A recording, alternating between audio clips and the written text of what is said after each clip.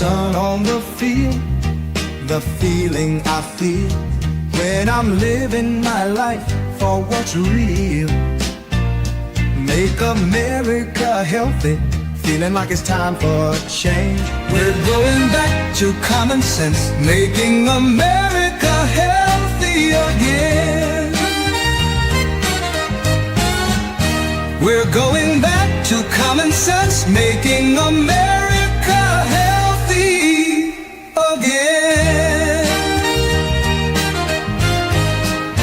We're going back up healthy again.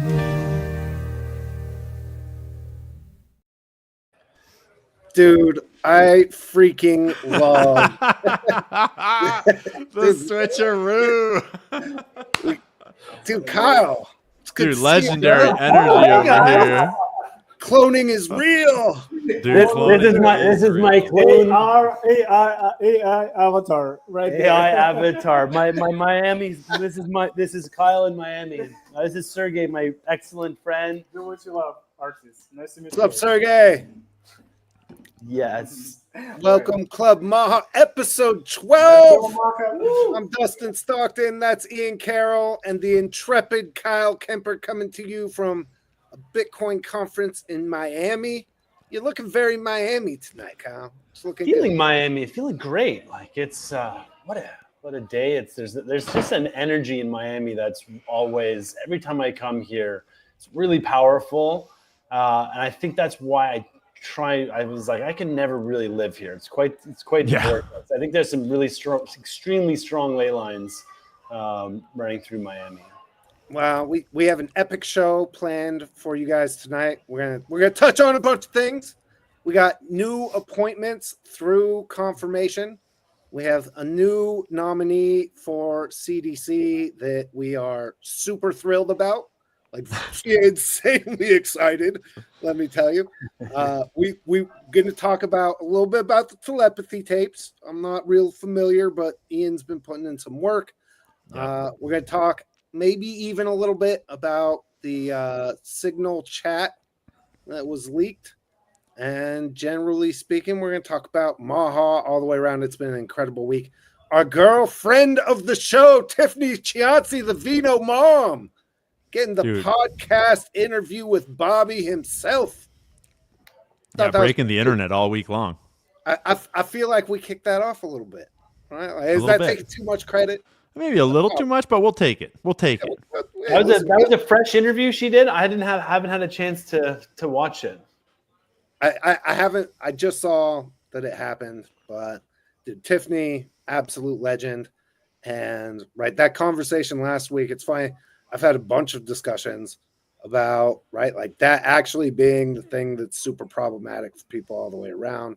So, we'll dive into all that stuff. Shout out to all of you guys last week who signed up for the Patreon. I keep asking the staff for what the URL is because I'm forgetful and they keep refusing to give it to me. So go to some website and hook that up. I think it's Patreon/Club Maha, I assume. It's really tough. Patreon / That's a lot of letters, Maha. dude. I mean, right here at the top, right there, Club Maha. Oh, okay. I might be a little tarded, okay? Leave me alone. Leave me alone. All right? I'm having a good day. Well, we found you. Right? So we're going to go through that, but listen, you guys, just go to the Patreon, throw a couple, throw it up, $10. We'll throw your name in at the end of the show, list of credits, because to show our level of appreciation. And I'm gonna take that as a segue to a topic that I didn't tease, but we're gonna go first with. I'd just like to propose to you guys, totally naturally and organically, that I believe that soda pop should be mandatory for all of these losers on welfare.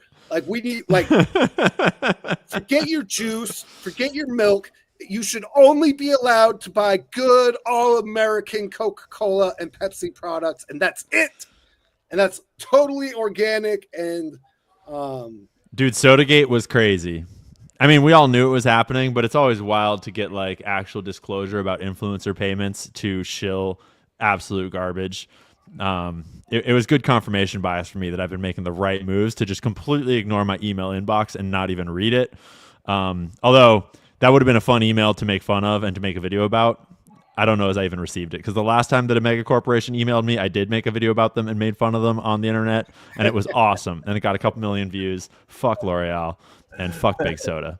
So Speaking of soda, I was in the grocery store today. This is not a paid advertisement at all, but I was looking for a probiotic soda, and I figured I'd look up what was on the shelf and see if it was family owned, and I found a family owned one. And tonight I'm going to try a new family owned soda just to say F you to Pepsi and to Coca-Cola.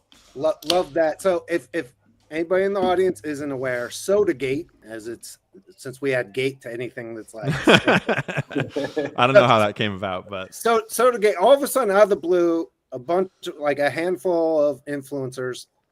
The only one I really knew was Ian Miles Chong, who seems to always get caught up in these things because right? he's a loser. I mean, I'm kidding, bro. I'm kidding. Somehow he's always but there was a concerted, a obvious coordinated effort to push out talking points about, this is America. Do you even want to live in a country where welfare recipients can't get their Coca-Cola? I mean, I thought this was America. I thought we had freedom. And welfare soda sales is a multi-billion-dollar industry. Like, it's insane when you think about the scale of the entire American public and how much profit is taken off of like a single type of welfare item like soda. It's out of control. It's a huge paycheck. I feel like a big gulp at 7-Eleven probably qualified for SNAP. And I feel it might have.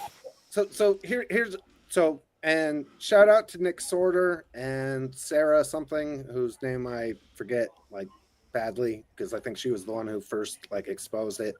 I think she was asked to do it. Was like, no, I'm not going to push poison sugar water on welfare recipients. And the story blew up. They got called out on it in a big way. But what was interesting, we got a taste of I think the company was influenceable. Yeah. Talk about scummy psyopy names. Right? Psyopable is not available. We'll go with influenceable. And they're the biggest influencer marketing brand there is.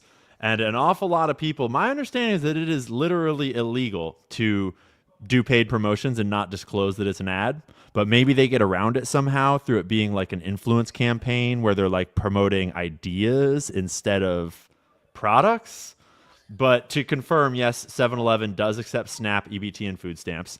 And I assume that means that the big gulp qualifies as a food item at 7-Eleven on your SNAP benefits. Well, SNAP, doesn't it stand for Supplemental Nutrition something program? Access or assistance program, probably. Yeah. So right, we literally SPAP, Supplemental Poison Assistance Program. Now, listen, no one is saying that we should ban soda, so don't play that straw man. I am. Fuck soda. Fuck them all. Ban it. Ban it right now. Commie. Look at that commie stash. Yeah, that was it. That was a joke, internet. Right, but if you want to buy soda, buy it with your own damn money, and especially because my understanding of SNAP is that it goes to pregnant mothers and mothers with young children who need food assistance. Yeah. So right, if there's one category of people where putting some limitations on what the benefit you get, making sure that it's nutritional, it feels like that kind of a no-brainer. But it was kind of cool to see it get called out. Now,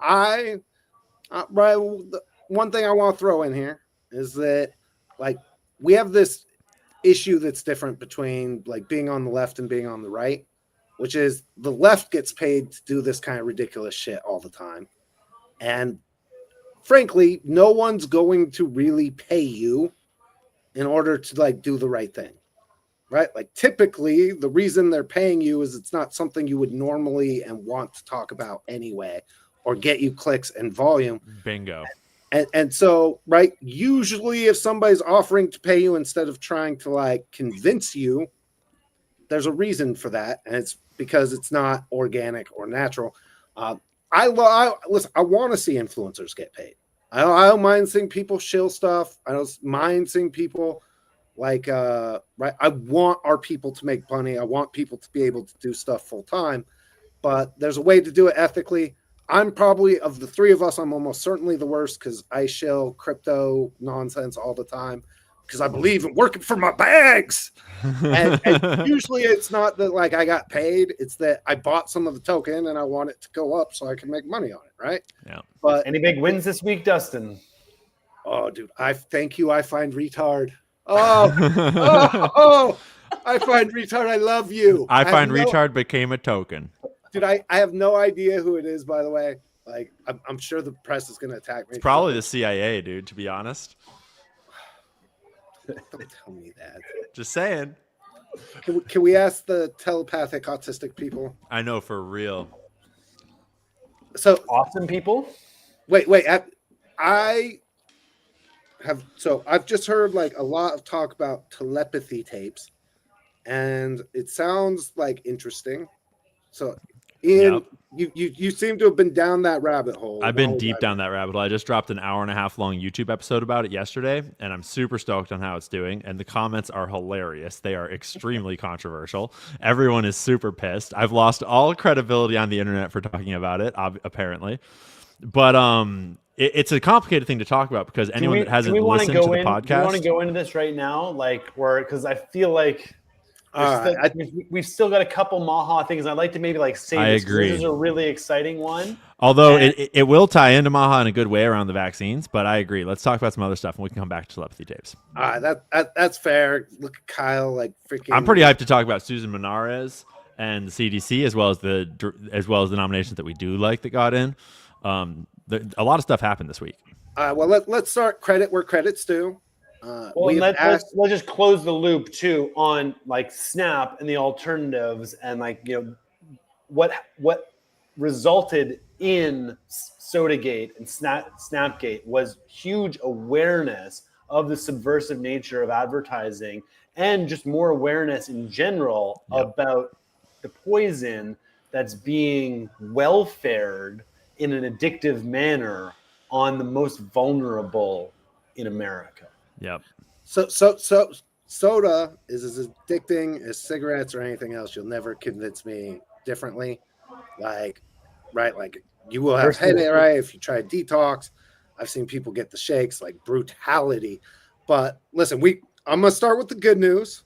Should we do good news first? Yeah. All right. Good news. Good news number one. Bobby Kennedy is talking about banning pharma from being able to advertise, which might lead your least favorite propagandists to suffer from irritability, upset bowel syndrome, restlessness, homelessness, talking to themselves, because frankly, I've seen as much as 25% of all advertising money to cable news, which we almost universally hate. That means Fox and CNN and MSNBC. They're all propaganda. They're all terrible for your health. 25% of the ad revenue could go, which could be a death blow for some of these companies right out of the gate. And oh no! And so extra special bonus, we get rid of some of the propagandists. But this is another place where the rest of the world does not allow pharmaceutical companies to advertise their latest drug. And I think my favorite example is the restless leg syndrome, which is a disease that no one had ever heard of ever before. But like, do your legs sometimes feel like moving? We have a drug for you in case it's like, There's a drug for that now? Jeez, dude. That's crazy. So I don't want to cast a shadow on it because I think the intention is great. So Canada outlaws pharmaceutical advertising. The question is, like, how far is it going to go? Because unless it's actually stemming the ability for the pharmaceutical companies to give money to them, they're just going to change it. So in Canada, pharmaceutical still subsidizes media like crazy, but instead of telling you this drug is going to do this, and this, they play like wait, old people walking along, just having a good day, like sunshine, birds. And so then, it's still advertising? and then it's Viagra, and it says ask your doctor. And that's like, so they don't tell you what it does and that you have restless leg syndrome and you need it. Instead, they're still getting their money for it. They could still disguise their money as an ad for anything just to continue their grift and their influence over media. So that's why they need to be. That's a half-baked flaw. They need to be cut off. They cannot contribute to media and advertise in any way. That's a super complicated conversation because realistically, the same should be said of a lot of industries. And like, where do we draw the line? No, it's a tough one, especially Citizens United, right? Which makes money speech. And so denying that speech and access, right? That there's a danger of stepping over that boundary. That it's like, well, now you Maha kids can't, but you have to have super special status in order to advertise on certain stuff. But I feel like the pharmaceuticals is a no-brainer.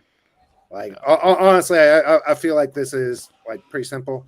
Shout out to all of you guys in the audience who actually made the phone calls to your senators. So good news. We got both Jay Bhattacharya. Yes, sir. Friend of the show. Dr. J is in at NIH. That is a massive victory. If you what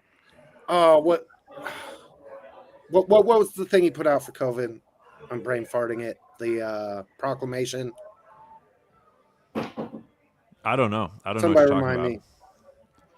Anyway, Dr. Bhattacharya, one of the only doctors, Stanford trained doctor who spoke out against COVID earlier, made a big proclamation. A bunch of doctors signed it. I'm forgetting the name. The Great Barrington Declaration. Yes, thank you. It's driving me crazy. Thank you, Kyle.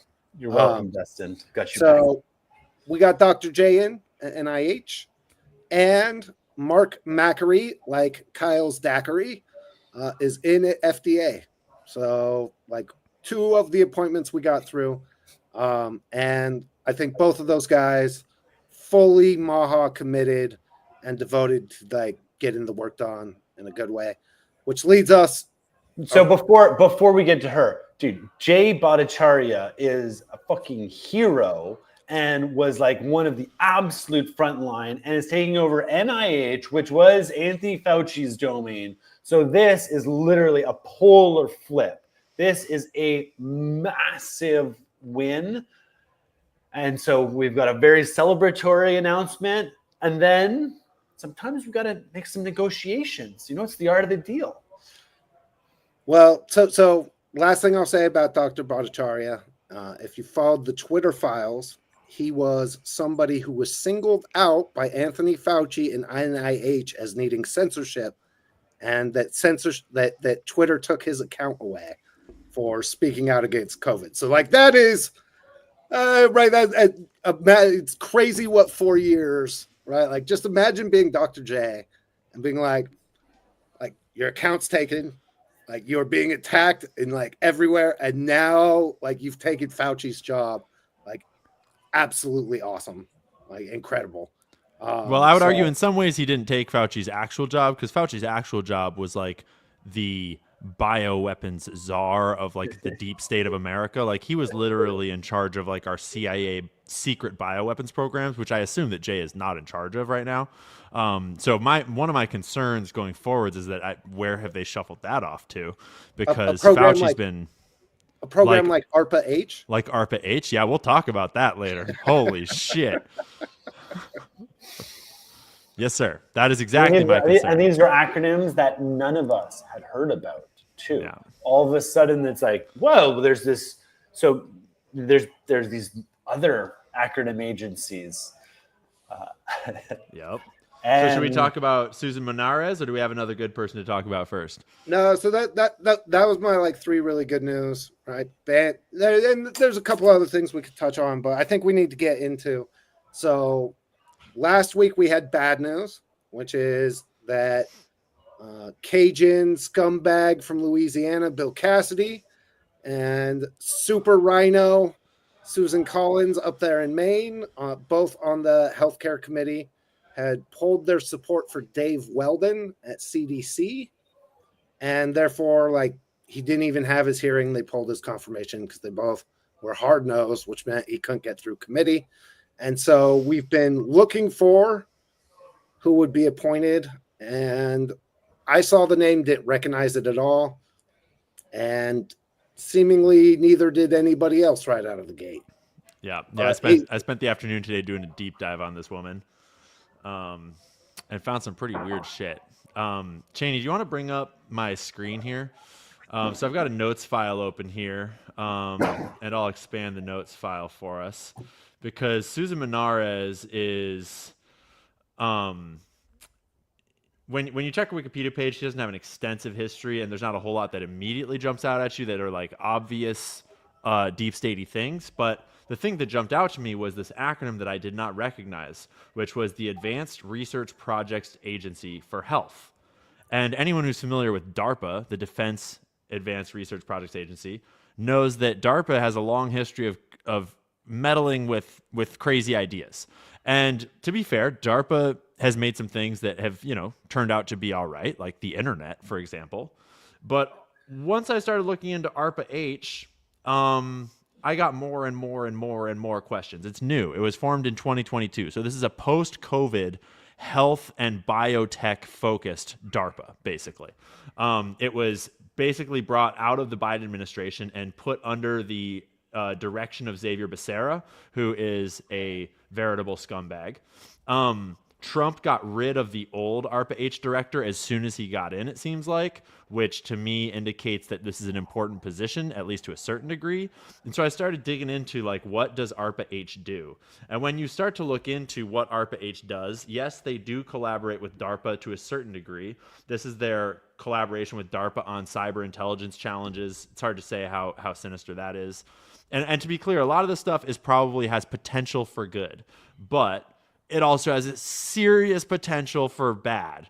And they have all these different funding and projects that basically they're funding a whole bunch, as far as I can tell, they're funding a whole bunch of private companies doing highly advanced biomedical research in all these crazy directions. And these are a whole bunch of the programs that they've sponsored that they give really cute acronym like names to, like Breathe and Heroes and Light and Paradigm and Embody, for example. What if your own immune system could manufacture cures for devastating diseases? Kind of like what your immune system does naturally? Yeah, kind of like that. But instead, let's engineer immune cells inside the body, aiming to develop an adaptable, low-cost platform where cells in the body are given instructions to adjust their behavior. What could possibly go wrong? By moving the creation of specially trained immune cells out of the lab and in vivo, this platform could eliminate the time, cost, and access hurdles faced by traditional immune cell therapy manufacturing. That's the kind of stuff that they're doing over at ARPA-H. And they are partnered with Palantir directly. Palantir is utilizing their AI platform, AIP, to run all of ARPA-H's programs. So all of ARPA-H's data is going through Palantir programs and being sorted by Palantir AI. They also recently signed a big contract with Leidos, which is a famous defense contractor that you know and love for microwaving your balls every time you want to get on an airplane. And these are some slides that I curated from their ARPA-H is so awesome video that they have on their website. These slides appear directly in there. This is what ARPA-H is all about video. What if we could accelerate the future of health for all? That's their closing slide. But what that means is, what if a brain implant allowed people with paralysis to regain independence? Yeah, that could be great. But what could go wrong? What if a damaged organ could be replaced with one printed in a lab? Could be great. Could go wrong. Here's the great one. What if nanorobotic surgery could be delivered through a pill? What if immersive technology could diagnose neurodegenerative diseases? What if a personalized cancer vaccine costs the same as a cup of coffee? So it's not just Larry Ellison that is racing to personalize cancer vaccines using mRNA technology. It is also ARPA-H. What if we could prevent heritable disorders, i.e. eugenics? So all of these are obviously things that, if in a perfect world, they could go great. But when they're being, managed by Palantir Systems, funded by defense contractors, run by, deep statey people like Xavier Becerra and Susan Menares, you start to get a whole different picture, right? And so that's where I start. So the reason why that connects is because Susan Menares was previously the deputy director of ARPA-H. And so when they're blocking the Maha pick for CDC director and bringing in the former deputy director of the what looks to be the post-COVID bioweapons programs, that's not a good vibe. Am I getting that wrong? Because to me, this looks exactly like post-COVID bioweapons research veiled behind progressive science, like hooray. And there's so much more than what I listed. Like there's all these programs. Then there's the things that they're trying to, they're like their speed initiatives, their focus areas. And so it starts to make a lot of sense why they stonewalled the Maha choice and brought in this person that, as far as I can tell, is like affiliated with deep state bioweapons programs. So I want to say I read it on another to Nick Sorter, always doing the work, but that she was specifically around AI, which probably means like she is Palantir / Team Peter Thiel, right? Like I'm assuming. I will look more into it. I haven't found that yet, but I wouldn't be surprised based upon how this is all shaping up. I also suspect that the stonewalling of Dave Weldon, who was the first choice for CDC, probably like included like just give us old freaking Susan here, old big tech AI like God wannabe, God complex Susan, and we'll give you Jay Bhattacharya, and we'll give you Mark Macri. It does without like too like much that. Problem. Yeah, right? It does kind of sound like that. I kind of get that like horse trading vibe. I guess we should give the other side. So Bobby did came out with a very like. All right, Cheney, you can bring this all down now. That's depressing enough for now. Well, and before anything, I mean, Ian, I think that was like that was a really enjoyable experience going through that with you, and thank you for like doing such a great job highlighting and bringing that knowledge, because that is new to me, and I think it was new to me, new to everybody. And yeah, I'm gonna be doing an ARPA-H dig now. Yeah, well, and there is an element like we know like this is where the technology is going. The question is this something that needs to be actively stewarded by the government using the public coffer funds? It'll happen in the private sector kind of, regardless. And I think with the Bobby, with like, Bhattacharya and with what they were trying with Weldon too, there was almost like a more of a rooted, natural, kind of holistic, beautiful, pure, Huxley would probably call it savage, approach towards health. And all of that is technocratic, transhumanist sort of health initiatives, right? And you bring up a good point that the technology will be going in those directions regardless. My concern is that when you have it in ARPA-style government-funded programs that are affiliated with Palantir, you have intelligence agencies and covert programs written all over that. And when you're doing it in a private company, there's legal liability, there's laws. Like private companies on their own can't do top secret government programs. But when you have them happening in this sort of public-private partnership space with intelligence agency people around you, that gives me concern that within that scope of some of those programs, there might be classified spaces, there might be government sanctioned secret programs that are being funded within some of those programs, because you don't get that if it's pure private sector. You only get that if it's government sanctioned. And that's where the ARPA acronym is very concerning, to see it tied to those kinds of transhumanist mRNA techno-fascist types of things. Super sketchy, when the whole point of Maha was fucking natural, organic, back to nature and soil and sunlight, and like our human body already does all those things. And we'll talk later about all the carcinogens in the food that our kids are being fed at lunch, and they have a bunch of cancer programs in those programs that I was talking about. And so they're putting millions and millions and millions of dollars into new high-tech advanced cancer cures when no dollars are going to just taking the cancer-causing agents out of our food, which is so much more obvious of an actual solution, but it's not profitable. So couple things that stood out to me, and Ian, it's kind of cool to like watch you do one of your videos like live in real time with us. So thank you for that. That was awesome. Yeah, dog. But Keep doing like to number one, started in 2022. So my girl Blue Canaries laid out the metabiota connection between the Biden family and these bio labs in Ukraine. Yep. So like that founded by Biden, and that she was appointed deputy director. That's massive red flag because the Bidens are knee deep. And if you know what Metabiota was doing pre-COVID, like that's a dark ass rabbit hole to go down. So like they would tap this lady to like be deputy director under Becerra, who's absolute like terrible. Yeah. Like that, big concern.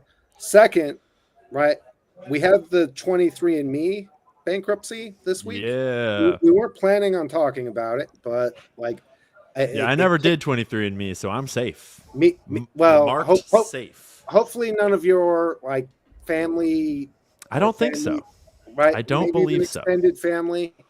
Right. I also the idea of submitting my anyone who knows me knows that like the idea of submitting my DNA to some unknown company seems really bad. But somebody came out like 23andMe is in bankruptcy and is up for sale. And that means your DNA, like if you submitted to that stupid thing, your DNA is up for sale, and somebody's going to go in and buy that. We don't know exactly what their intentions are. Not that we knew what 23andMe carve out. Oh, excuse me, little cough there. And wasn't it 23andMe that got all their data hacked, or was that Ancestry.com? And I'm probably imagining I think it was Ancestry. 23andMe? No, it's 23andMe. And it was also the founder of 23andMe. It's already been. It's our data. All the data there has already been lost. And I think I'll just the tinfoil on me says their job is done. It's time to wrap it up. You collected all that you don't need 100% of information. Like you said, Dusty, you don't need everybody. You just need enough to work with. As long as Ian's third or cousin. He's got a couple cousins in there. Yeah, right? They're able to mostly piece it together, at least for the uses. But here's the other thing, right? So Palantir, and I've been down this rabbit hole a little bit, mostly because I have some frustration. Kyle's at a Bitcoin conference right now. I know a lot of these like super genius tech guys. And the idea that they're all in like one camp when it comes to things like AI and AI ethics, it's nuanced, right? But my concern is how AI works. What we refer to as AI is that it's all based on like what data goes in, right?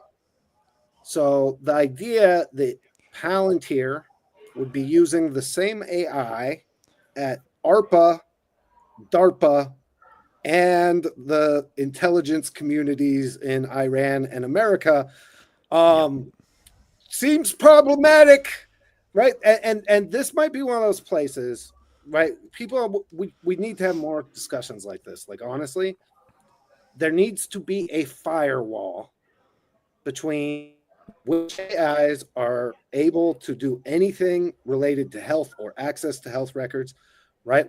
We have things like HIPAA for a reason, right? Like your medical records are protected more than just regular data for a reason.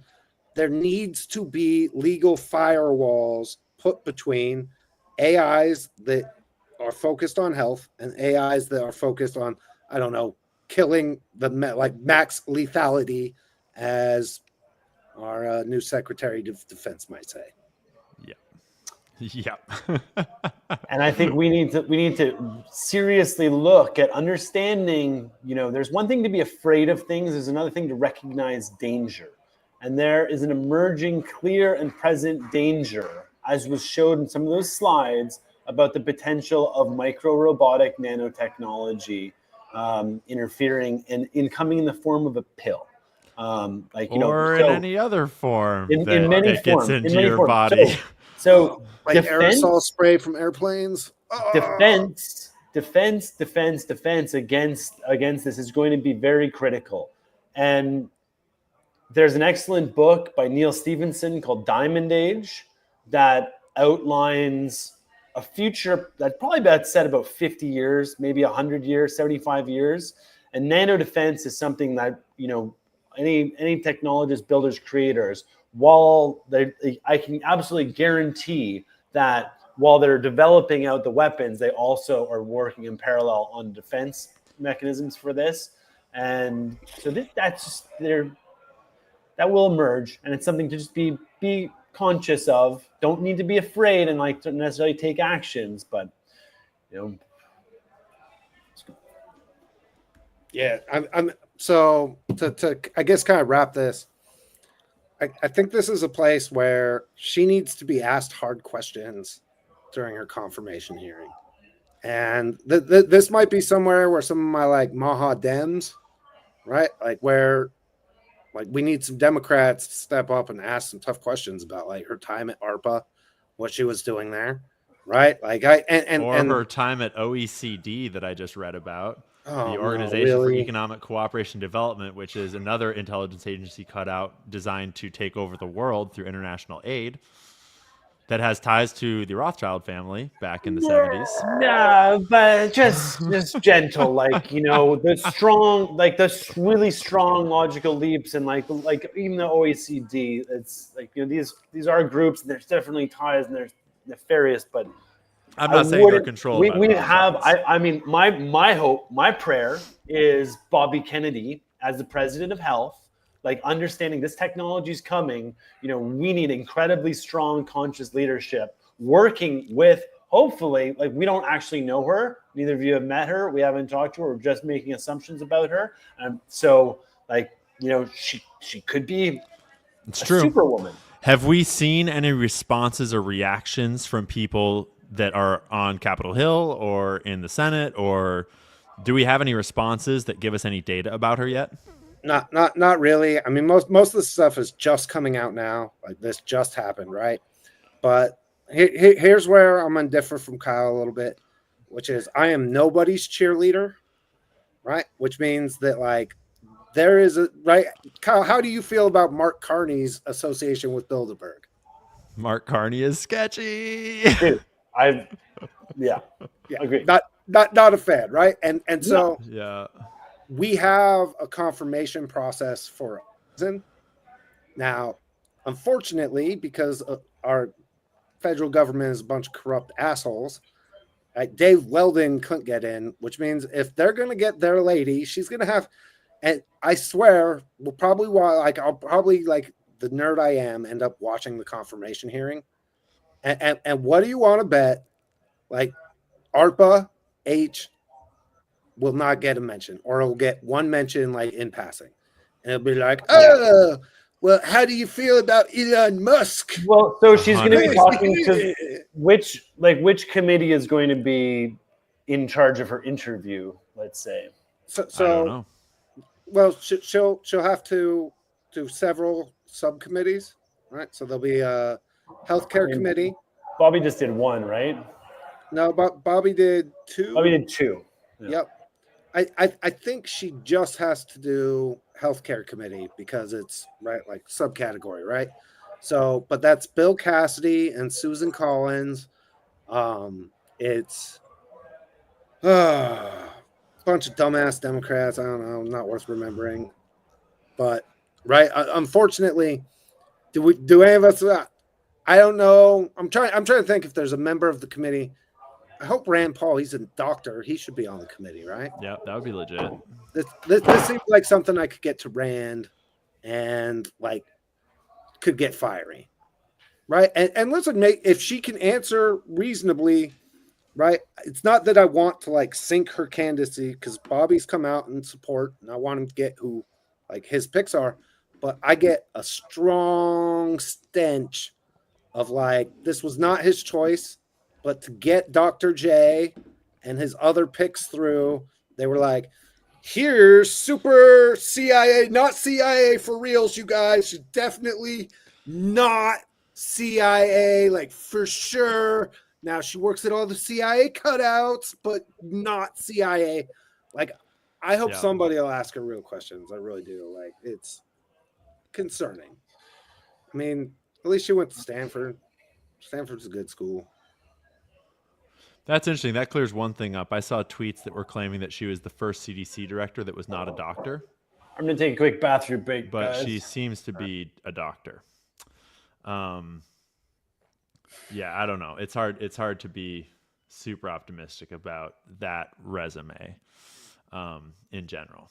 Yeah, it's right. Like, and we're right to be skeptical. But it is easy to see how a person with her resume would seem really awesome to Trump, because that's like the ultimate deal making. Is like she was not only in charge of ARPA H, but also multiple other ARPA branded. So HS ARPA is Homeland Security Advanced Research Project Agency.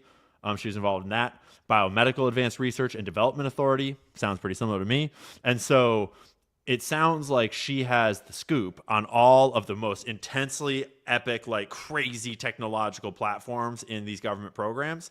And so that's like a really easy sell to a guy like Trump. And it's like, we're going to bring America to the forefront. We're going to be the most technologically advanced. We're going to be curing cancer. We're going to be regrowing our limbs. We're going to live forever. America forever. Fuck yeah.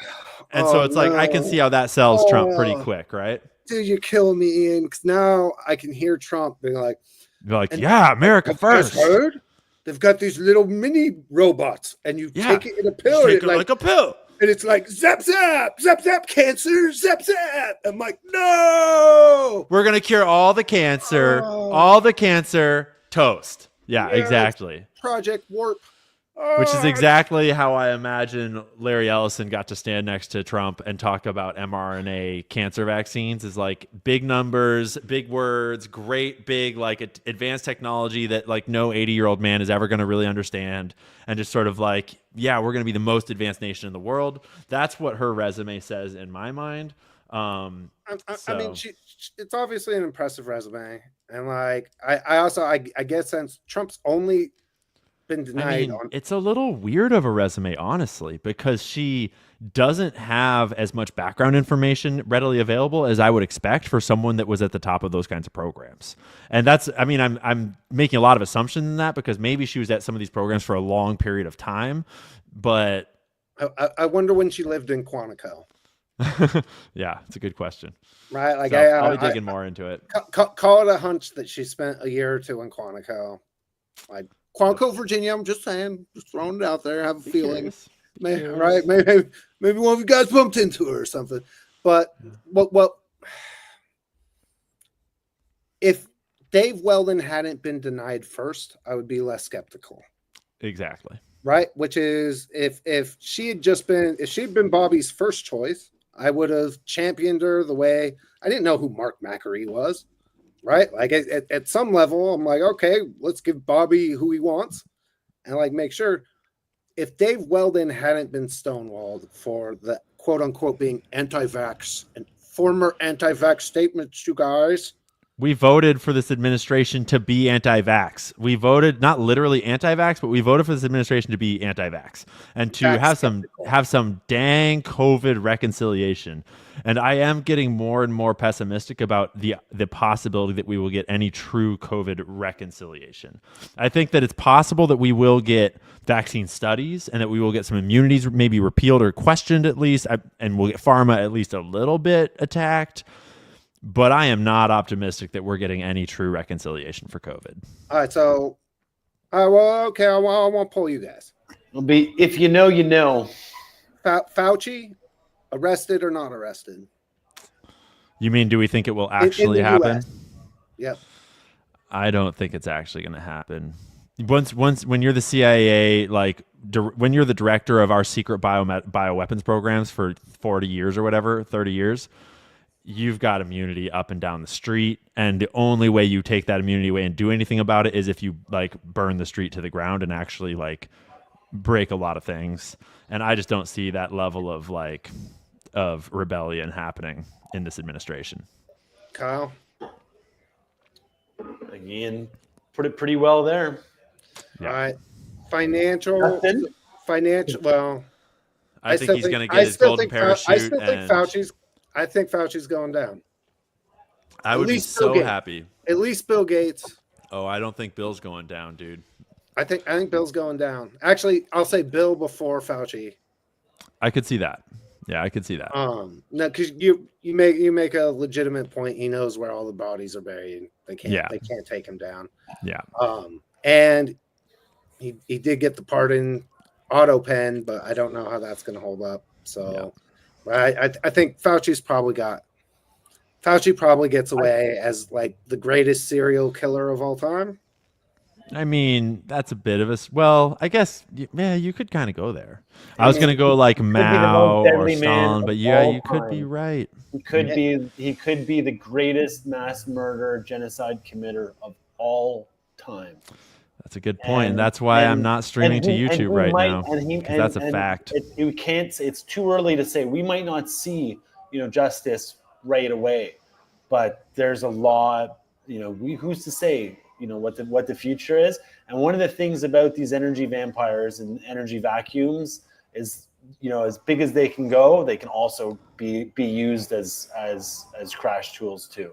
Well, it would be nice to see Bill Gates also be dismantled. He got a really good run. He was able to be propped up as richest man in the world and blasted his money towards the interests of the collective, the cabal. Yeah, but he's more than a man. He's just the front man. He's just the vacuum. Kyle, you let me down, bro. I thought you were making the Stockton 2028 presidential pitch. And let's go, dude. So right, if you put Fauci behind bars, Dustin, I will vote for you. Wait, so I don't know why I did this. I think it'll be fun, but I have one condition. I don't want to be president, but I will run in order to move the Overton's window on justice if my thirst for justice is not quenched.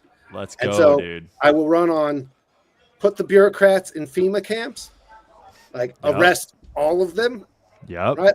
It will be the most intensely hardcore, we will make the people who made us suffer 1,000 times worse. And push the Overton window, right? So that JD Vance can squeeze in and be like, "Yes, I'm going to arrest these people. Please, stop asking me the stupid Dustin questions. That guy's freaking crazy, right?" But all right, so second poll question as far as COVID reconciliation, financial support for vaccine injured. I could see that happening. I've not seen any talk of it yet in the political circles, but I could see that happening. There'd be a lot of obstacles to get there. It would be nice to convert the fines the bribes that the pharmaceutical companies pay to the government when they're caught breaking it, and to really use that money to waylay back into the victims. And I think as well, with especially with the scope of the COVID vaccine fraud and and the amount of money that was injected, we shouldn't think that we can't pull that money back. I think class action lawsuits are 100% on the table, which is a slightly different mechanism, but I think that is 100% on the table in the same way that the opioid epidemic had a little bit of that a lot of health, bad drug interactions over time have had kind of clawbacks through the class action direction. I could totally see COVID vaccine. But that money has already gone in and been distributed, and there's been a lot of it's out there. So to actually pull back, we're talking about pulling back mega bonuses, Oh yeah, I mean a class action lawsuit, you're fining the pharmaceutical company $10 billion, $80 billion. It can't just be the pharmaceutical company. Well, if it was a class action lawsuit, it would just be the pharmaceutical company. And that's the issue with with the protectionist structure, where those individuals an Albert Bourla of Pfizer, the bonuses that he induced personally, and all the executives and all the management and all the political sales people, like that money needs to come back because they were complete, especially those who were. We'll need a serious wake up to the truth before that happens, though, right? Well, there's a lot of money though, and that's like if you can, because if that money just continues to be, they get away with it.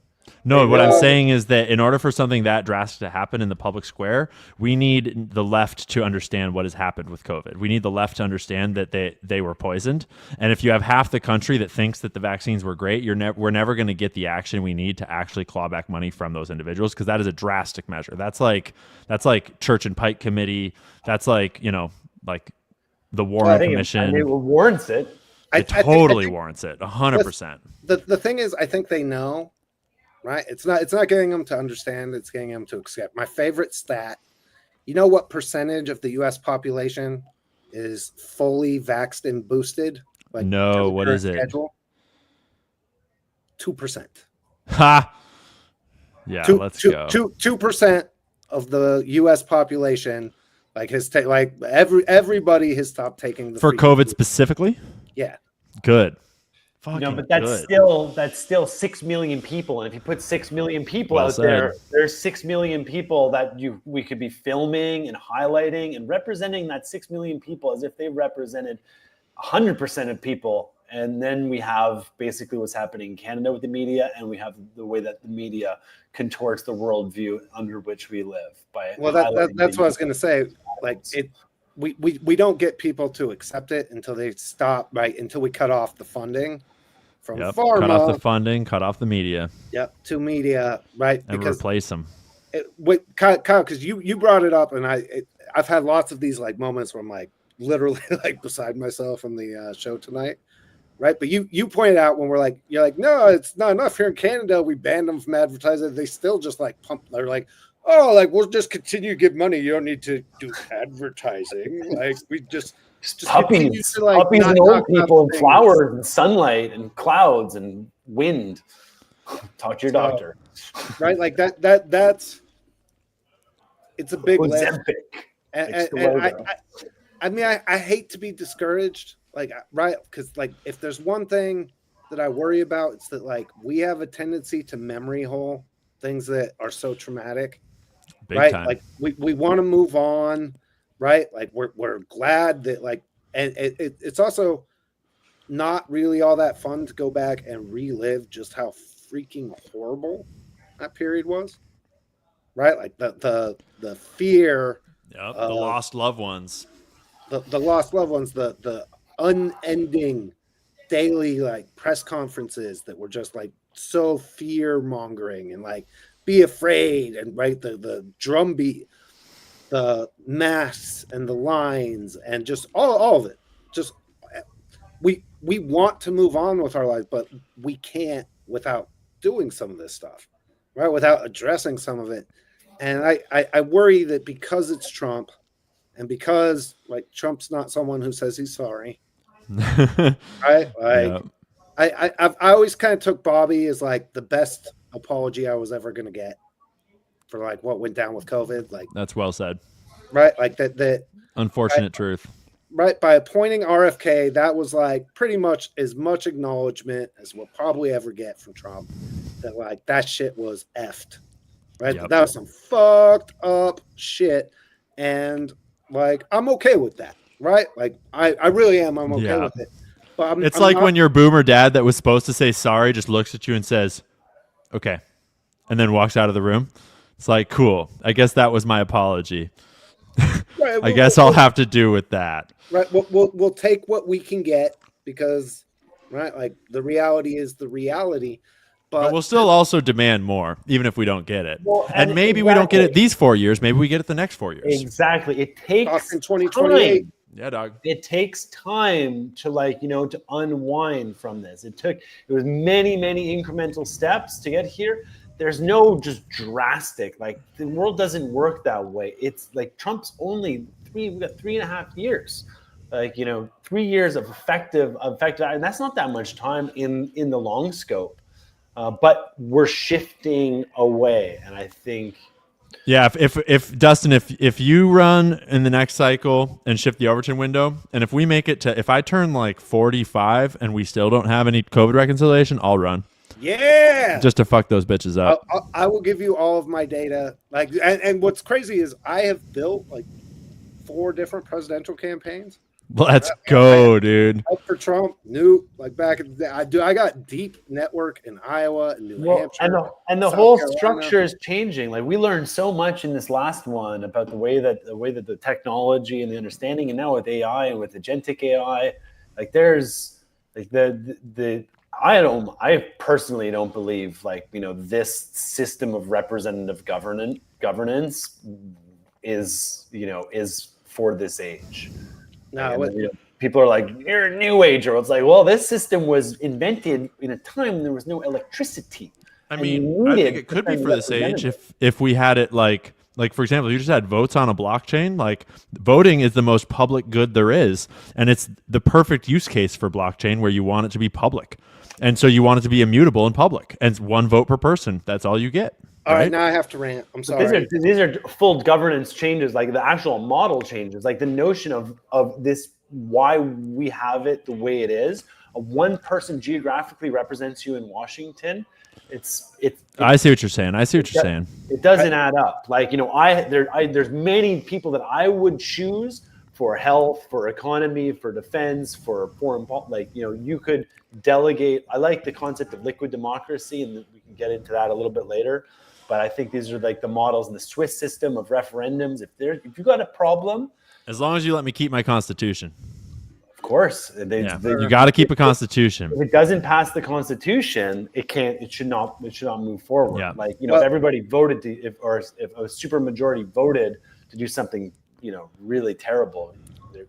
Listen, I more than just voting, I want to put the whole goddamn government on blockchain. Yes, sir. I want to know from the minute a tax dollar is collected or printed, right? I want to know exactly like where it goes. Like, I want to have a transaction string where I can follow it from like, oh, okay, so you collected it and then it went. This is the conversation they don't want to have. Right? Oh, and you know what's funny? That one of my favorite like spiritual sayings, and we won't talk spirituality much, but we will. It's a big part of being healthy, right? Yeah. One of my favorite sayings is that anything that the devil uses for evil, God can turn for good. Amen. And I feel like a lot of this technology, a lot of the stuff that everybody's most afraid of, right? The big brother surveillance state, it was designed by really bad people to try to micromanage our daily lives. I would actually argue that a lot of it was designed by idealistic people that were naive, that then got manipulated and bought out and stolen from, and then it got like finished by really evil people. Yeah, there's a mix and match for sure, right? And I think Jack Dorsey's Twitter is like a prime example. Somebody like tried to create something for idealistic reasons. The government steps in, is like, oh, this is a great psychological warfare. Juicy out there for us. Yep. Jack Dorsey has had a heck of a arc as a character. I would love to have Jack Dorsey. That would be so cool to talk to Jack. Yeah, 100%. I bet he's a Kyle Kemper fan. What do you want? I bet he is, dude. Almost 100%. He's been Bitcoin too long not to love Kyle. But the thing is, right? What they created, that if turned towards us, would be really terrible, right? Like as far as them being able to like just micromanage control, is actually the exact tool that we need to turn to them. Right, because again, they are serving the public, so they don't need things like privacy. They don't get to hide where they're spending our money or who they're collecting it from. And imagine what it would be able, like all your crony kickback schemes, right? Like all of that goes out the window if we put the government on blockchain. Yep, 100%. And right, with all the fake voting, very few exceptions. Yep. All the missing Pentagon money, all the CIA black budgets that just disappear into the ether. Like you could still have classified budgets that then get declassified in 10 years, but we know they're on a chain, so we know they're immutable. So we know Richard Helms didn't burn all the documents about the secret programs he didn't want us to know about. Right. No.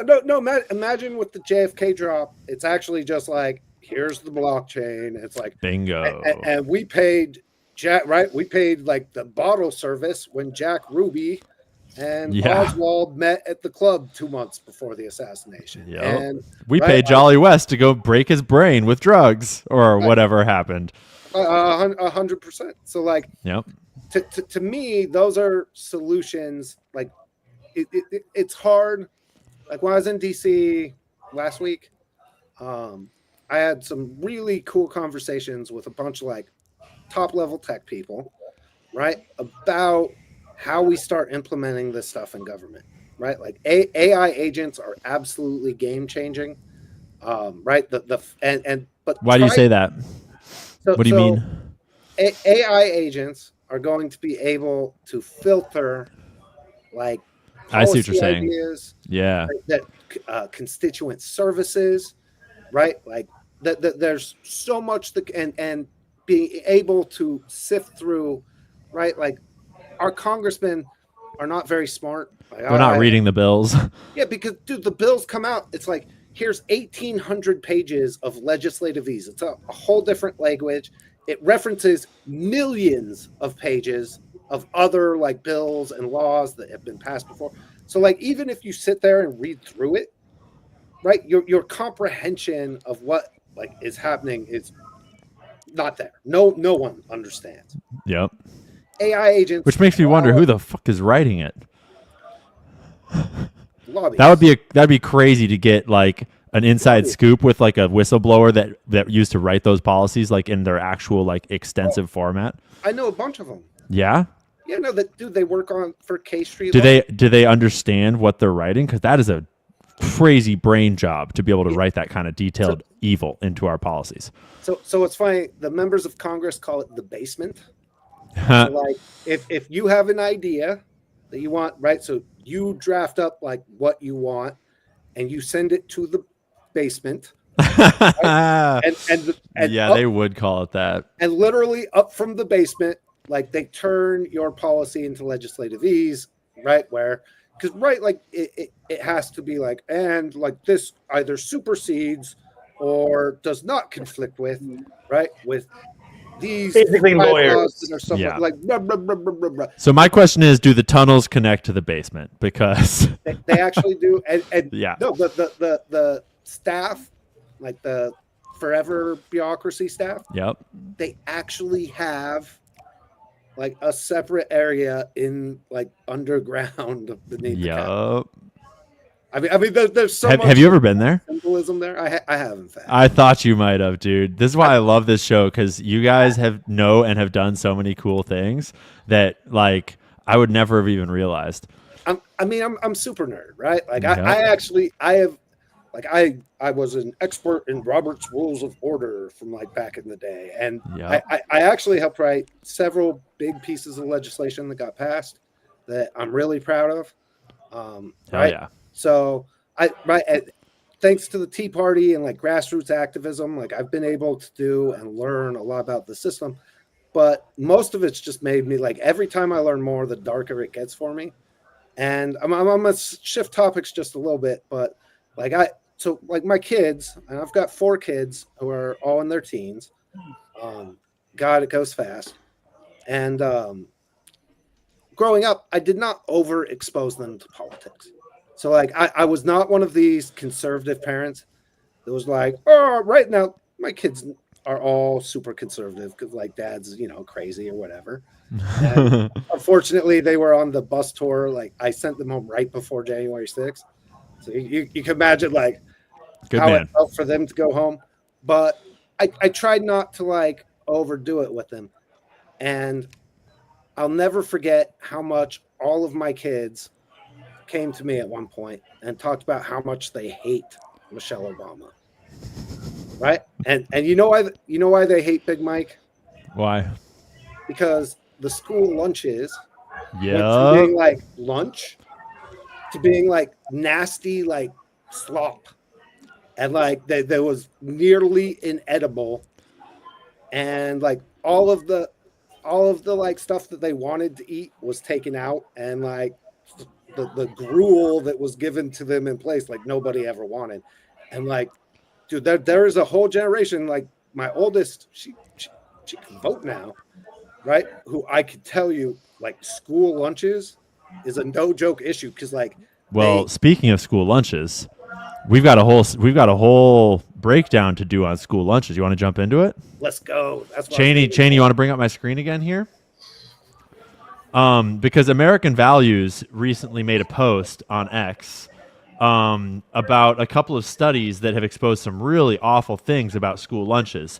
And the data in the American Values post that I'm referencing here that came out today at 5 p.m., it is correct data, but you should always double check things and read articles for yourself and look at sources.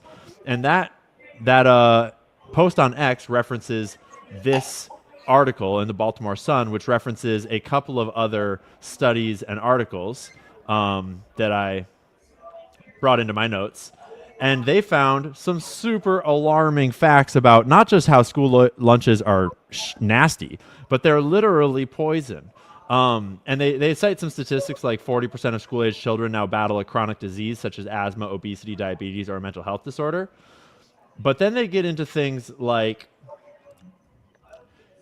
10% of the samples contained nicarbazin, a known avian contraceptive.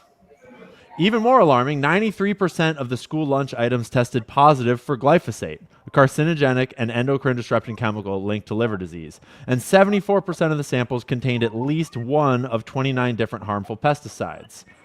But perhaps most shocking was the finding that 100% of the school lunch samples, 100% of school lunch samples contained heavy metals at levels up to 6,293 times higher than the Environmental Protection Agency's maximum allowable levels in drinking water. Those are things like cadmium, as one example.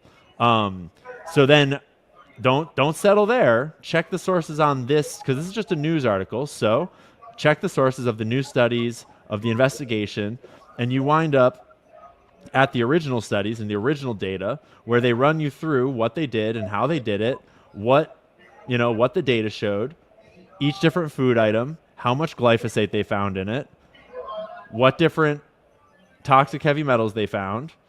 And it's not surprising for anyone that has looked into this stuff. But for example, Moms Across America had the 43 school lunch samples tested for 220 of the most egregious pesticides, such as atrazine, carbaryl, chlorofluoride, simazine, et cetera, et cetera, et cetera. And their data is here. And it's no freaking wonder that all of our kids have chronic diseases when we are feeding them toxic heavy metals in every single school lunch that they are purchasing or receiving for free, right? Cadmium, 12 times higher than the FDA's limit. And they cite a lot of really interesting research. Here's a list of the pesticides detected on screen here. It starts up there, and it keeps on going, and it keeps on going, and it keeps on going. And I just want to see, is atrazine there? Okay, so they did not detect atrazine. Thank goodness they're not turning our child frogs gay. Shout out to Alex Jones. Well, listen, I guarantee you a bunch of those are also endocrine disruptors. 100%. Effects on hormones. It makes you wonder why so many children have things like gender dysphoria, and the chronic diseases is one thing, but the mental health disorders is the other obvious one. And they have a really great graph about glyphosate and autism, which is a striking correlation, not to mention the vaccine questions. But yeah, they go through their methodology and their testing and exactly how, and then they cite sources galore, which is always a good sign. And you could go in there and you could check them for yourself. That is the hallmark of actual research and actual data, as opposed to propaganda. So super disconcerting, not surprising for people that have known and been looking into poisons and all these things for a long time. This is the exact same kind of stuff. So like I did a really kind of infamous report at this point about a congressional report on baby food containing toxic heavy metals. And and our baby food that is on the shelves in all major retailers are filled with the same toxic heavy metals.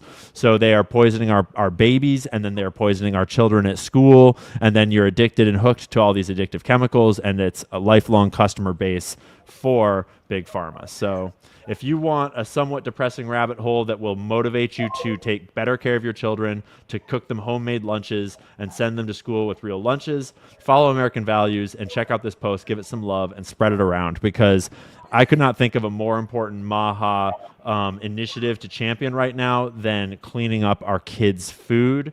Because the insidious thing is that school lunches are what is being provided to the poorest and the most needy among us. Those are kids that otherwise do not get to eat lunch often. Those are families that cannot afford to feed their kids healthy food. And so they go to school and receive even worse poisons sometimes at school. So, and fortunately, in good news,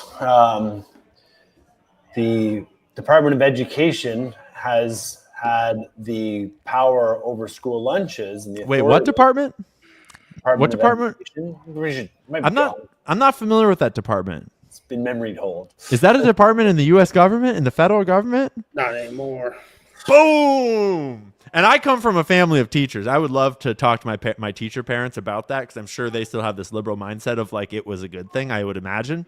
Absolutely. It's just that you got rid of the Department of Education. I mean, you don't want kids to be educated? Hear that and be like, oh, that sounds bad. A Department of Indoctrination has been removed, and poisoning. Because to be clear, the Department of Education did not do it. It's not the thing that allowed us to have public education. A small amount of the funding for public education around the country was provided by the federal. I think it was like 20% or less. But it's not going to stop public education, obviously. What the Department of Education did was they were responsible for a lot of the standards that are blanket applied to all education, so that they can control what schools are and are not allowed to teach. And one example of that is a very insidious thing that MAGA is not very aware of, I think the right needs to be much more aware of, is school choice. And this is not something we were planning on talking about, but it's worth a little detour. School choice is a good example of something that sounds awesome and is actually extremely subversive. Because school choice is billed as this way for us to use the public funds. Often it's targeted at, like, if you want to homeschool your kids, school choice will allow you to take that public funding and apply it to your homeschooling curriculum. So you can get your kids out of these horrible schools and you can homeschool. That's how they target people in places like Idaho.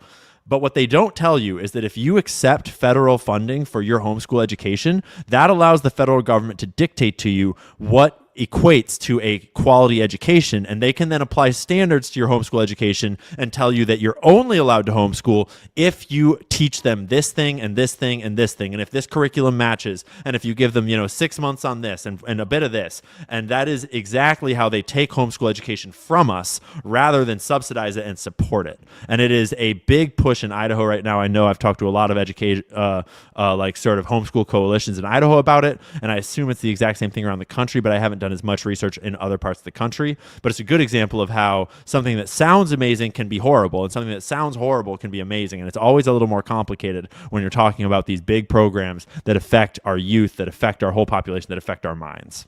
Well, so I'm about to blow a gasket. Let's go. Right, like number one, right? So do we think that this is intentional? Like, is it worse? Oh yeah. Well, but is it worse in school food? Oh, you mean the poisons? The regular just food supply. That's a good question. Right? Because I don't know. So right, because if it's worse, then I kind of think you it want might to talk be. about people who need to go to fucking prison. They need Yeah. right, like the real freaking job. Anybody who poisoned fucking kids needs to be like dealt with. And I don't watch TV, so I'm going to probably I guess safely assume that 60 Minutes is not reporting on this. No. That CNN has not run wall to wall like the kids are being poisoned by their school lunches. What do you want? That's because of pharma. Like, what do you want? Bet the same fucking group of psychopaths, right, are the ones who are behind making sure that there's bad shit in baby formula, bad shit in kids' lunches, so that they have lifelong customers. And you know what else is insidious about it? Is that when you target the people that are receiving school lunches, you're targeting kids of welfare families, a lot of them. You're targeting kids that are on Medicaid and Medicare. And so you're targeting the families whose health care is subsidized by the taxpayer dollar. And thereby you're targeting free money. All you need to do is get them sick, and then the taxpayer pool of money will pay for it. And those families are often less educated, they have less resources, and they have less ways to get about to solving these problems other than to fall straight into the system that is a pipeline directly to big pharma. Yeah, less capability to like make their own lunches. Right. Yep. Again, it's no excuse. Like if you really want to, you and could. horrible lives too, and very challenged. Like you're taking away the life opportunity of 100%. of our children and their families and the parents And the of whole poisoned country. children. Even people whose kids aren't being poisoned by this, everyone is affected because our whole country is brought down by this. Our financial reality is brought down by this, as well as our educational and intellectual reality is brought down by this. Our public discourse is brought down by this. Like toxic heavy metals at 6,000%, the allowable limits, literally is stunting the intelligence of our population. It's making us dumb, and it's making us incapable. It's making us sick, and and those kinds of things like hormone disruption that creates emotional imbalance, that creates mental unwellness, that creates chaos in our nation over time. Like the downstream effects of this kind of poisoning of our kids is myriad. It's like a kaleidoscope of problems, and every one of those problems reduces our power as people and increases our profitability to these corporations. Well, if there's one thing that people should, right, that I want to believe that there's still a way to get people, right. I try not to fall in this like mindset where I think everybody's dumb, like social media, right? Like I believe one of the greatest psyops of them all is that like we generally think of like the general public as being like fucking idiots. And one of the things that is well said. One of the things that has always restored my faith in like the American people is like traveling. Yep. Right. So like whenever I get on the road and I do it, I realize that like actually people are pretty freaking badass. And they're not dumb. Well said, Dustin. Right. And so I don't want to like categorize like overbroad. Now that doesn't mean we have our fair share of idiots. Right. But overall, Americans are still, but on these issues around like food and public education, right? Like public education. Why did I have to learn about fucking calculus and not learn about carried interest rates or tax? I mean, I literally never even took a civics class. I was never given a civics class. Why was I never taught nutrient? Well, because they didn't know shit about nutrient, right? They would taught me the goddamn food pyramid, right? Where it's like, oh, Dustin, eat 40 fucking servings of carbs a day. Sponsored by Big Food. Yeah, and sponsor, treat your and have a bowl of, sugary cereal. Wash it down with some good old American Coca-Cola, right? For lunch, have a bunch of bread. And throw some bologna in there. Don't ask where it comes from, what part of the animal it is. You'll want to know. Tasty. And it's easy for them to get away with this scheme where they're feeding children in school lunch poison because you can easily play it off as, well, we need to make it affordable. Like if we're trying to be giving them free lunches, we need to do it at low cost. And so this is the way you do it at low cost is we just have to use the cheapest ingredients, and that's fine. It's like we're doing a great service for them. But realistically, they know what they're fucking doing. They know what they're doing. But that's the point of getting rid of the Department of Education. $3 trillion right now. That $3 trillion. Did it go to making sure that our kids are fueled with the best things that we can give them? Like, no, I don't think anyone knows what it went to, honestly. Honestly, well, I do, right? Because where does $3 trillion disappear to, Dustin? Because there's a giant building in DC. I want to say DOE was. Is it like the Great Pyramid of Giza with like a bunch of power plants beneath it? It's extending like a mile into the ground? Because how do you spend $3 trillion on the Department of Education? 40 or 50,000, right? Like bureaucrats. That's wild. Right? Whose jobs are like, oh yeah, no, I'm in charge of, making sure that diversity and stuff, right? Like the first Trump administration, right? So like each department had like, right, like I was really close with the guy who was number 2 at Department of Transportation and a couple other places, right? And they would go in to the Department of Transportation was like 35,000 employees in DC and like 150,000 all over the country. And their first order of business was to do the office space, like meeting with the Bobs, right? So like bring each person in and just, hello, Miss Department of Education lady. Says here that you're in this department. What would you say you do here? In Department of Transportation, something like 75 or 80% said that they had something to do with like green, right? So it was either like, oh yeah, no, I'm in charge of making sure that green stuff, and like I do reports, right? Like I turn my TS reports in on time, all right? Like instead of food, instead of more teachers, right? And that's whenever anybody talks about this shit, no one ever talks about the real solutions, right? You don't get better like hospitals unless you have more really qualified, well-trained doctors. You don't get better schools and you have really high quality, well-trained, well-compensated teachers. But instead, like something like 75% of the money we spend on education doesn't end up in the classroom. It ends up to this bureaucracy that doesn't do fucking anything but get in the way of freaking teachers in the first place. Yeah. Right? And that's, it's symbolic, right, of the whole thing. And your point, Ian, about like school choice, you know what? Like, fine. Don't take the government fucking money. There are always strings attached, and it's never worth it. Right? Yep. It's why I never took a COVID loan or a freaking, honestly, I don't take the stimuluses. Right? Like I don't want your dirty scumbag evil money government. Like I would rather starve and like, right, like figure out a way to like beg. And listen, after the government came after me, things got really hard. Do not take the government freebies. That's what community is for too, is to help people. We don't need like, that notion that government's got your back, like it comes with strings. We've got and each oftentimes other's it back. comes with poison too.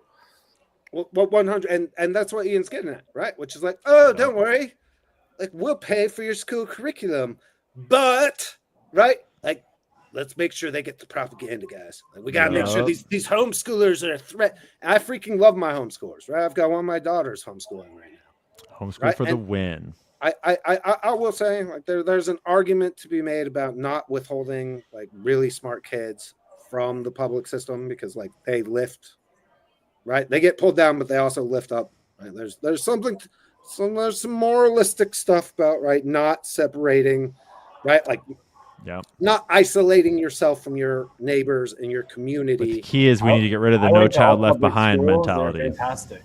The whole fucking curriculum's garbage. And, right? and also students are smart too. Like, they can be pushing their crap on you. They can be like feeding you with this bullshit DEI agenda, but like students are gonna be like, this is fake and gay, like and laugh at. They're learning on the internet constantly. You teachers are so old and don't have any idea. Like you haven't even heard of Remlit, where you can build an app, where you can build a website in 10 minutes, like the whole thing. Like I'm with you, Kyle. I actually think this generation coming up right now will end up being the next great generation. And the reason why, right, is that there's going to be these were kids who like the crazy liberal, commie, whatever you want to call it, like attempt to like brainwash everybody, right? It went too far. Like, oh yeah, boys like aren't boys and girls aren't girls, and like they pushed like the craziness so far that the pendulum has swung to the other side. And this is like my kids' generation. It's the most like those kids are based like these teachers are like, this shit is retarded. Like the Snow White movie, my kids were like, so it has not like, my girls are pissed, bro. They are. Wait, so they remade Snow White. She's no longer likes men. She's like, I don't fall in love. Like we don't love. Bleh. They would not hire little people. See how I did that? So they did it with CGI. Dude, And do you look, know there's the stats stats on the Snow White box office opening? Oh, let's hear it. Okay, so the production budget was 200. Cheney, you could bring my screen up if you want for this. This is just the Brave AI summary of the data, but it's obvious. This is a simple one. It's got it right probably. The film had a production budget of 270 million, so it needed to earn 500 million to break even, making it unlikely to turn a profit. But they only made 43 million domestically and 87 million globally. So they are like hundreds of millions of dollars in the hole for Snow White. I'm pretty sure. Whoops. I'm pretty sure some of our friend Bobby Bailey's independent movies have grossed more than that. Yeah, dude. Like, whoopsie daisies. Also, while we're up here, I do want to just clarify. I was looking up the Department of Education. In 2024, it was a $268 billion budget, 4% of the federal spending. And they only have like 4,200 employees per year, kind of. But there's this really interesting graph they show. This is from pewresearch.org. Whoops, don't do that. Where in fiscal year 2022, I noticed like, holy shit, suddenly their cost of their programs like doubled up to $600 billion. And that was because of Joe Biden's student loan forgiveness programs, which is kind of neat to see on a graph like that of just how significantly that affected the budget. But that's all for that. I also, kids, unless you want to be a doctor So or an hold on, engineer, but the student loan forgiveness led to a big blip in the operations budget of the Department of Education. So is what you're saying there, like, you know, was there like they put money into it to spend out, or was that like the administration of that program?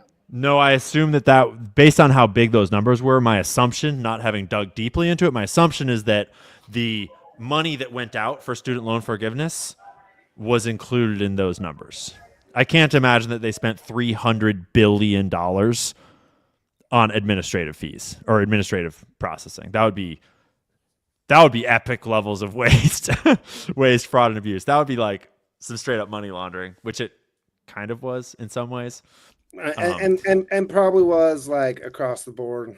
Like, I mean, because if you think about it, all that student loan forgiveness that went out, like realistically, that just reset the debt clock on a bunch of debt slaves that then got into more debt to all the mega corporations that are selling them cars and houses and bullshit they can't afford. And we all know that the corporations wound up with all that money eventually.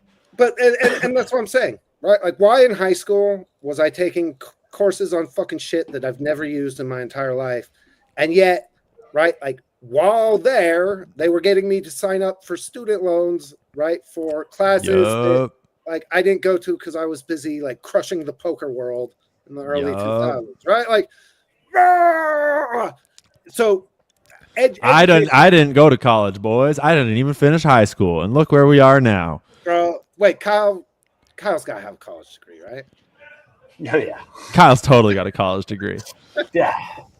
I went to Dalhousie University in Canada, and it was so awesome. I went there with a whole bunch of friends, and it was like 13 hours from home. So chill. It just enabled like a serious independent forming, like, you know, group, and it was 4 years of good, solid kind of across the board learning. And, you know, I was able to have some, like, you know, a bunch of jank teachers, but a couple really incredible professors that really helped me, you know, on my journey. I'm super grateful, like, you know, for that experience. It would not disencourage people to do it, but I would say, like, you know, the actual education that you receive from the university is only a shard of the overall experience, and the degree ultimately doesn't mean a whole lot. You know, and it's not for everybody, and it can be really expensive as well. Yep. Wow. I'm glad you interrupted me because I was about to rant about how stupid college is. Well, where should we go from here? Where should we go from here? Because we could rant about how stupid college is all night long, and we don't want to shit on people that did go to college. We feel for you. We're sorry. I hope it was worth it. If you're young and you are thinking about think about your real options. Build some skills. Do some things with your life and do what really matters to you. Yeah, and if college is on that path, do it carefully and thoughtfully. But there's a lot of paths out there these days, and YouTube teaches you a lot of things. Unless you want to be an engineer or a doctor or a lawyer. And hey, Yup. college students, start your own colleges, band together. Oh, dude, shout out to like, that video. I just want to be hyped on my videos at almost 100,000 views in one day, which is a serious milestone on YouTube for me right now. I'm stoked.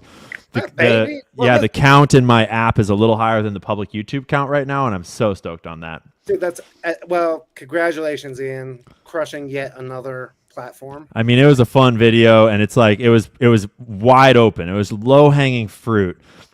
Because the telepathy tapes have been kind of working their way around. This will be like our fun closer, I assume. Yeah, that's what I was thinking. The telepathy tapes is this crazy sort of spiritual rabbit hole that if you're ready for it, dive in. You're probably already there, and if you're not ready for it, then probably crack a beer, because there's a lot of evidence in those. It's a podcast. It's 10 episodes, and then there's more content beyond that, and they're not for everyone, and not everyone's going to be ready to hear them, and a lot of people will be skeptical, and that's okay. You shouldn't believe everything you hear first off, but there is a lot of compelling evidence in them. And it's these 10 episodes where this journalist heard about this scientist named Dr. Diane Powell, that was doing research on ESP, and then her subjects. Yeah, well, she was doing research on ESP and savants, autistic savants, and then her subjects over the years, like over decades, started to be like, I'm not sure if my kid is a savant. They might just be reading my mind, is one of the quotes. And then she's like, what are you talking about? And over years and years and years, she started to try to test, like, what does that mean?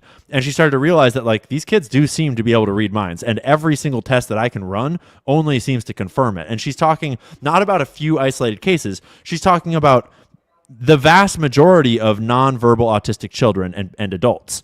And there's like over a dozen examples directly in the telepathy tapes as main characters, but it is implied through the networks and through what they talk about and through Diane Powell's research that it is thousands and thousands and thousands, and that it's like many, many, many, many families have these stories. And everyone should listen to the actual season 1 of the telepathy tapes themselves before they jump to any conclusions. You should not watch people's hot takes on it. You should not watch people summarizing it or anything. You should listen to the original actual episode by episode breakdown. And Shane, if you want to bring my screen up, I'll share some notes on it to help guide people in that direction, because it's on YouTube. And if you search telepathy tapes, you'll find it in a playlist of 10 videos.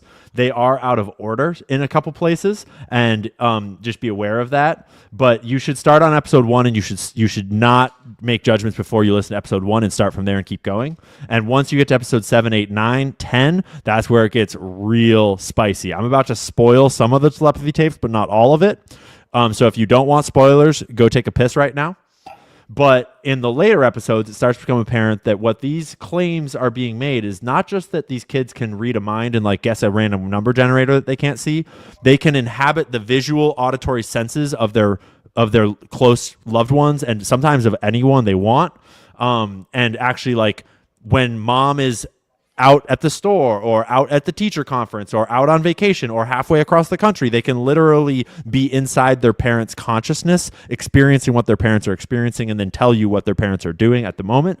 They can communicate telepathically with each other, apparently, across vast distances in large 1,000-people group chats of autistic people all hanging out, having a group chat. And these are people that are in bodies that they have almost no control over. So they're like stimming and like they have, there's a lot of really awful things that come with this level of extreme autism. So it's the point is not to glorify autism in any way. The point is to say that there's all these crazy spiritual gifts that seem to be coming along with the autism when it's this severe. And it's not just autistic people. There seems to be maybe a little bit of evidence that sometimes people in comas, sometimes people post near-death experiences also experience some of these same phenomena.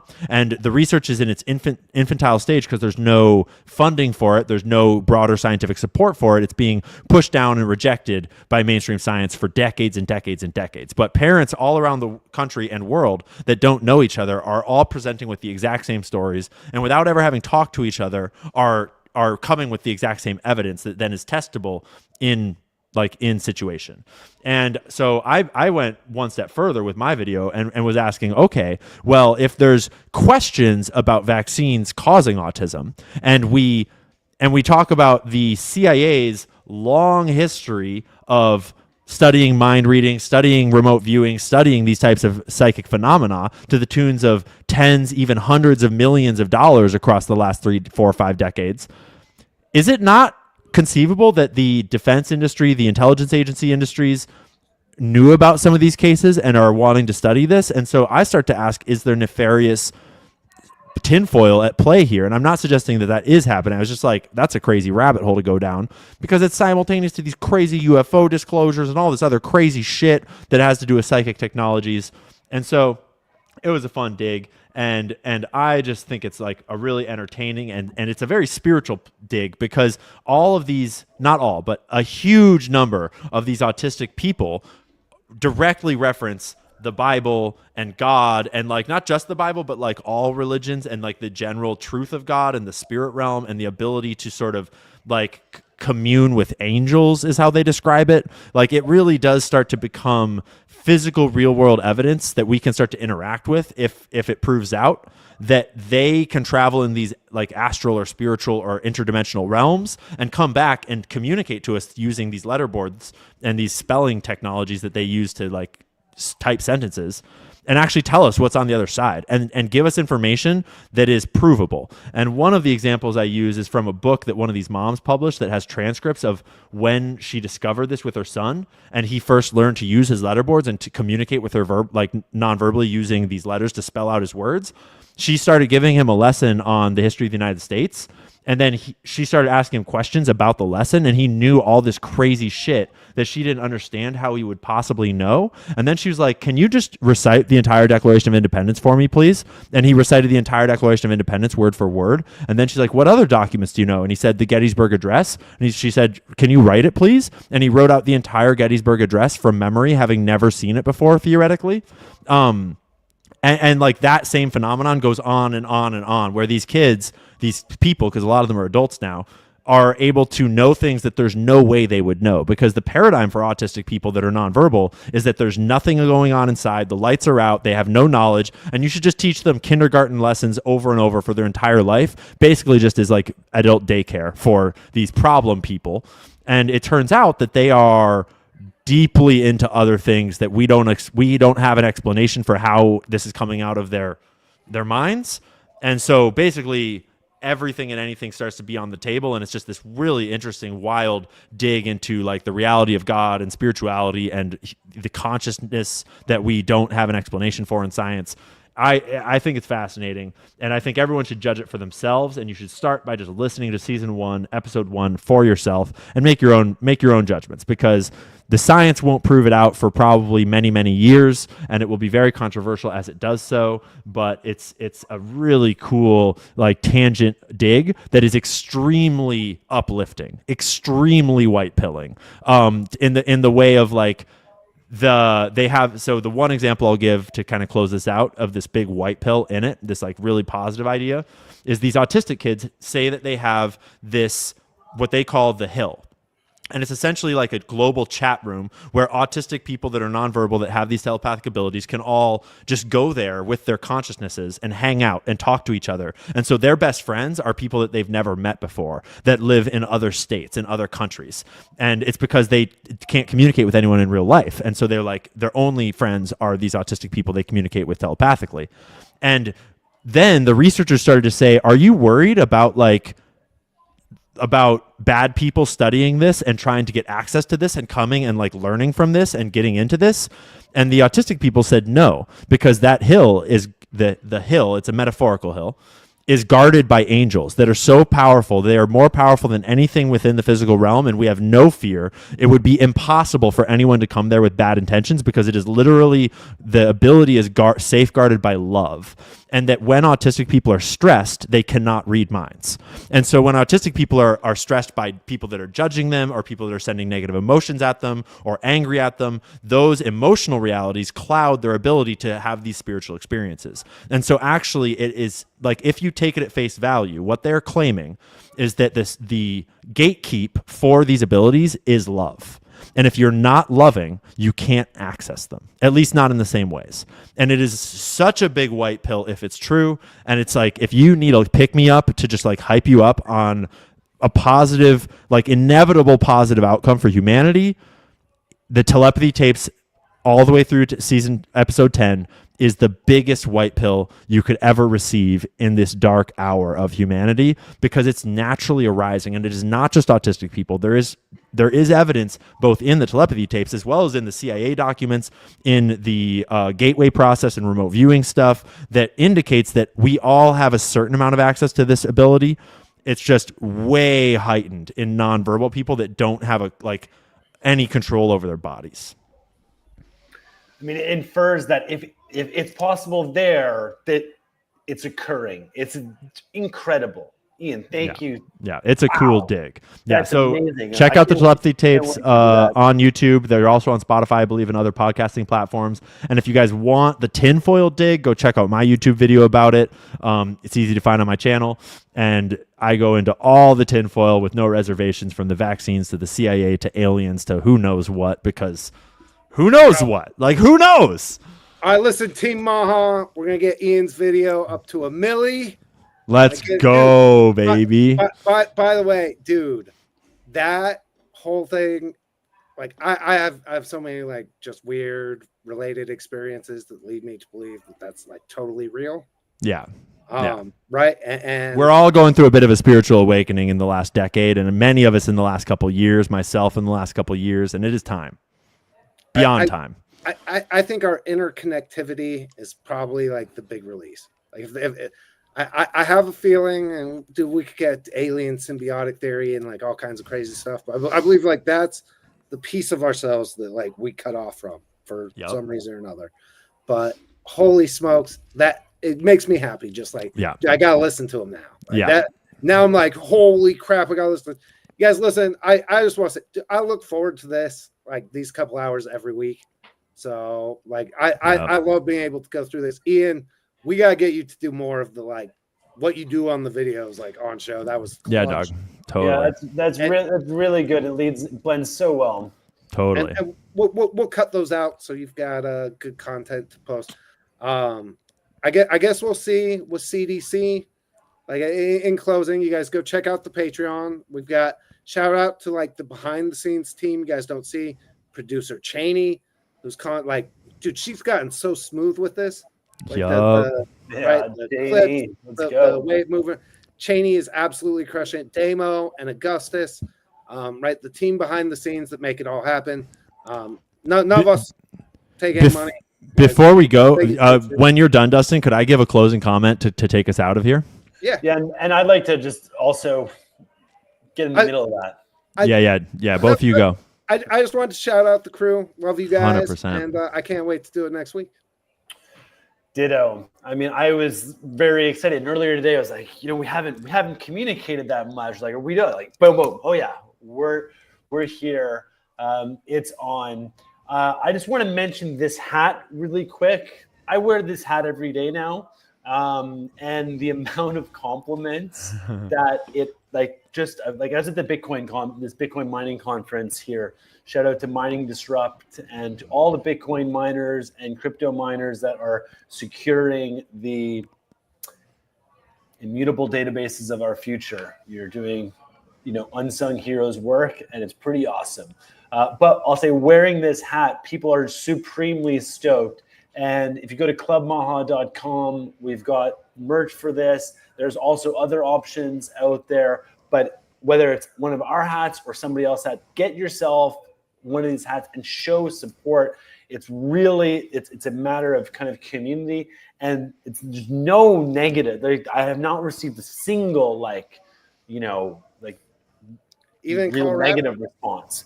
Driving the Tesla, I got some negative responses, but this hat does not get negative responses. So I encourage everybody to do that. And just want to say, God bless you guys. And Ian, what a beautiful show. Look forward to next week. Yeah, Let's go. Oh, and there's one more.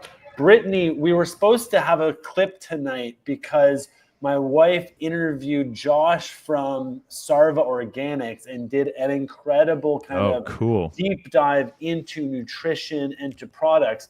Unfortunately, I messed up and pressed the wrong button, and the video quality on Brittany is just no good. So we're going to be re-recording it, and it's going to be awesome. And we're going to be introducing Brittany as one of she's a Maha mom. Like, she's a Maha Heck mom yeah, and dude. has an amazing perspective, and she did such a great job with Joshua. And Sarva Organics is such an incredible, like, company, initiative, purpose, and the discussion was so grand. I look forward to being able to share that, next week. And get ready for Brittany, the Maha mom. Let's She is go, amazing. dude. All right, left I just wanted to close us out with the white pill here, and talking about the telepathy tapes. I realized that it can, like, this political process of merging Maha with the reality of American politics can get a little depressing sometimes when you're looking at the reality of how it's not always going the way we want. And it's important to remember the wins and to remember the hype and to remember to stay positive in the face of all that, because ultimately, like, we are the nation and we are who carries the vibe forwards, all of us together. And talking about the telepathy tapes reminded me about, like, the ultimate lesson that I drew from it, that I would hope that everyone else can draw from it, whether or not you think it's real. It's like, it doesn't even matter if you think it's real, because you can be reminded that in either some small way or in the big capital T truth way, we are all one. We're all connected, and we are connected through our minds and thoughts, through our emotions, through our communal reality, through our culture, through our society. Everything we do works together, and every choice you make, your purchases, your clothing, your statements, your words, your thoughts, all of it adds up. And if we all do our best to be our best, that's how we make America healthy again. And you never know. Maybe while you're doing that and spreading love and positivity and spreading health and happiness, maybe there are some autistic people out there listening to your thoughts and being hyped on how good you're doing. And just remember that, like, you're not alone. We're all in this together, and we're going to make America healthy again.